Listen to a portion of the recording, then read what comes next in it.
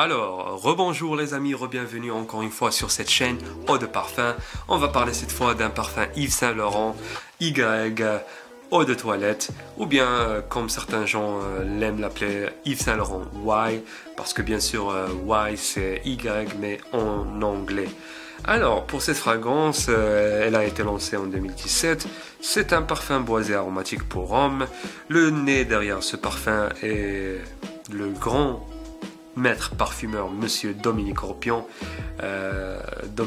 Monsieur Dominique Ropion a bel et bien créé des merveilles dans le monde des parfums. Je peux citer, il y a je crois La Nuit de l'Homme d'Yves Saint Laurent aussi. Il a créé Euphoria de Calvin Klein. Aussi, je crois, Angèle de Thierry Mugler et bien d'autres fameuses fragrances. Alors, pour les accords principaux de ce parfum, on a épicé frais, aromatique, vert, agrumes, boisé et ambre. Pour la pyramide olfactive, vraiment très riche. Cette fragrance très riche en notes et ingrédients. On a pour les notes de tête la bergamote, le gingembre, citron, l'aldéhyde et la menthe. Les notes de cœur, feuilles de violette, sauge, pomme, géranium et ananas. Les notes de fond, on a l'ambre gris, le musc, sapin baumier, l'encens je crois aussi, cèdre et vétiver. Comme vous voyez, vraiment très riche. Mais si vous demandez mon avis, moi personnellement je crois pas que cette fragrance est aussi riche. Parce que après que je l'ai essayé, je l'ai porté quelques fois, oui, les notes que j'ai citées, ça existe dans ce parfum, mais ils sont d'une quantité faible. C'est pas très, comment dire, c'est très léger. Chaque note est vraiment très légère et pas très puissante dans cette fragrance. Alors, le prix de ce parfum, je crois que ça varie entre 87 € et 97 €. C'est un peu cher. Et je parle du 100 ml comme celui-là que j'ai sur la vidéo. Ça existe en 60 ml aussi. Si vous voulez voir la fragrance, je vais ouvrir la boîte pour que vous voyez la bouteille. C'est vraiment une bouteille, c'est cool, c'est chic. C'est pas très grandiose, c'est pas très majestique, c'est pas très fantastique, mais c'est moderne, très moderne. On a le symbole Y dans le côté. C'est vraiment très moderne, très sophistiqué si je peux me permettre. C'est très facile à ouvrir, très facile à fermer. L'atomiseur, c'est vraiment l'un des meilleurs atomiseurs. On va essayer le parfum. Et la senteur est vraiment très bien. Surtout le début. Le début de cette fragrance, c'est la chose la préférée pour moi. Je préfère beaucoup le début de ce parfum. Et ça sent vraiment très bon au début. Mais je vais vous dire mon honnête opinion sur ce parfum. Je vais, comment dire, je vais pas parler trop de cette fragrance.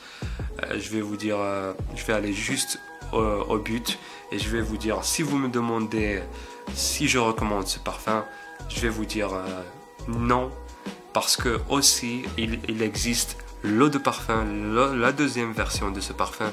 Je recommande l'eau de parfum encore plus que l'eau de toilette pour plusieurs raisons.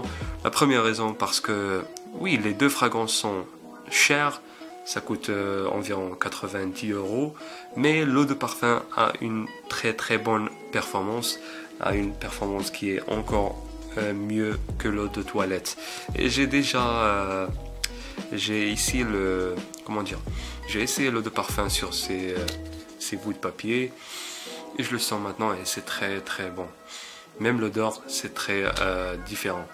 Comme j'ai dit, l'eau de toilette, l'eau de toilette, le début, c'est vraiment charmant, magnifique. Mais après ça, ça devient vraiment ennuyant. Pour moi, je me lasse de l'odeur, je me lasse de la fragrance. Si je veux parler de la performance, 3 heures et demie maximum. cette fragrance vous donne 3 heures, 3 heures et demie maximum. Après ça, ça devient très proche de la peau et les gens doivent vraiment s'approcher très proche de vous pour la sentir.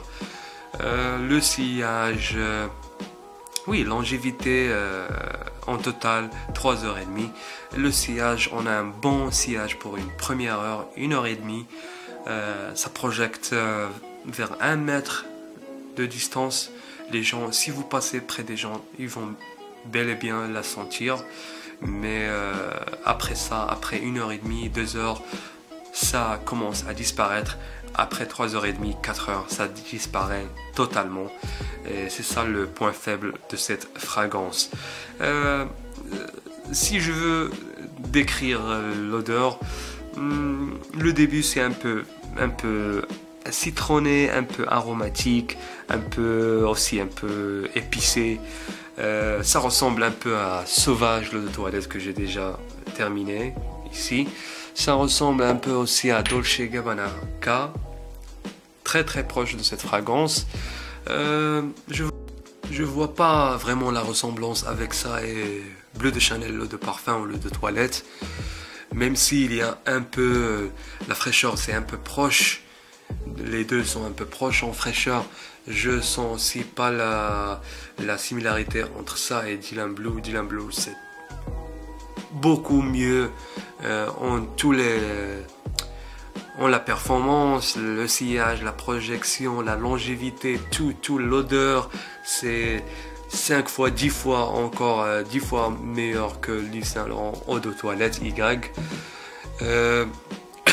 Aussi, désolé les amis, aussi comme j'ai cité l'eau de parfum, l'autre version, la deuxième version de ce parfum, c'est encore mieux que celui-ci, 3 fois encore plus puissant que celui-là.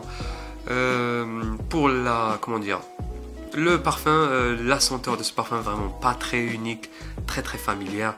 Comme j'ai dit, vous pouvez sentir ce genre de parfum dans plusieurs autres fragrances. Ça a une ressemblance avec un petit peu dans le début avec Versace Eros, mais pas vraiment beaucoup. Versace Eros, ça c'est un autre genre de fragrance. Ça c'est vraiment pas pour la nuit, c'est pas pour le soir, pas pour les sorties en soirée, pas pour les sorties en club, les sorties en boîte. Ça c'est le contraire de Versace Eros. Je crois que cette fragrance c'est une fragrance qui est inoffensive, encore mieux pour le travail, pour le bureau. Si vous travaillez dans un environnement où les gens peuvent être agacés par l'odeur du parfum, ça sera parfait parce que les gens vont pas vraiment, ça va pas leur donner une migraine ou les déranger. Alors pour la note générale de ce parfum, avant la note générale, je vais aussi mentionner que ce parfum est pas très versatile. Il y a beaucoup de gens qui disent que c'est vraiment très très versatile. Moi je crois pas vraiment parce que ça va pas résister au climat qui est très très chaud et au climat qui est très très froid. C'est entre les deux. Je crois que c'est une fragrance mieux pour l'automne et mieux aussi pour le printemps.